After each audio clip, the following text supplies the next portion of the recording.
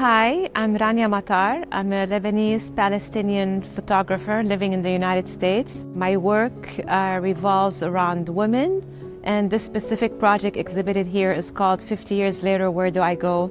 Referring to the 50-year anniversary coming up of the Lebanese Civil War that started in 1975, and next year in 2025 will be 50 years. And I photograph women and their relationship to Lebanon and to the country. My full-time job is a photographer, and I'm a mom of 4 children.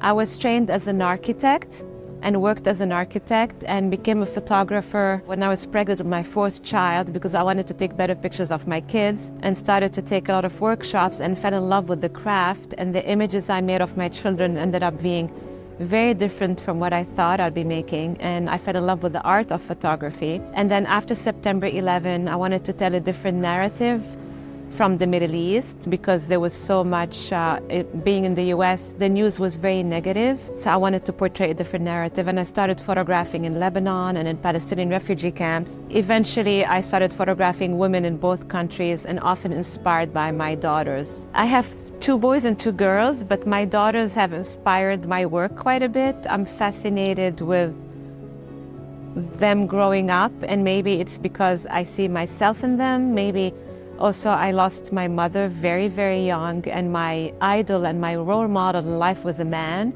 So I was doing everything discovering women in some way. So my daughters were a big inspiration, and really my sense of identity as a Lebanese and as a Palestinian were a big part of my inspiration. But also the fact that I live in the United States. I think my sense of identity overall is my sense of being a mother, and my sense of being a Lebanese Palestinian American made me who I am. Because I realized if I'd never left Lebanon, I might have never become a photographer. I think it's being in the US, it made me want to tell a different story from my country.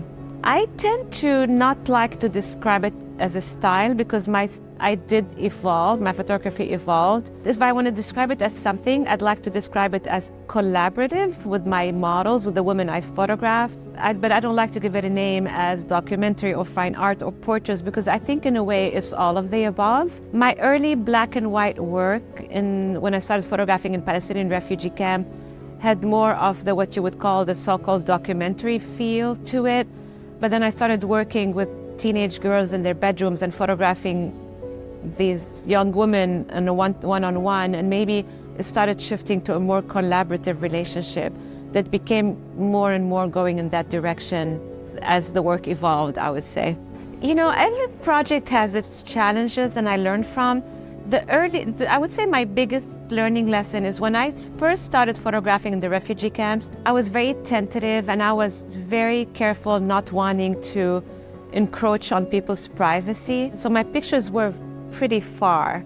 And I remember showing the work I had made of my kids and then the early work I made in the refugee camps to a curator who told me, if you need to tell people's story, you need to get that same intimacy with everybody as the pictures of your children. And that was maybe the best advice I ever got, and I kept that ever since. I feel like photography is important because it could help pass a message. On the other hand, I think that we're seeing so much photography on social media that sometimes we're losing the value of the idea of seeing one image and its power. And for me, I still like to look at photography not just as scrolling through social media, but as making the physical print, as having a piece of art and an object at the end. And I feel like, you see the work here together, and I hope it passes on a message of these women, of their relationship to Lebanon, for me as well, the country still has its beauty despite all the problems it had. I'm passionate, I have a sense of humor, and I love people, I want to say. So I love working with people, I love collaborating with people, and I hope that summarizes it.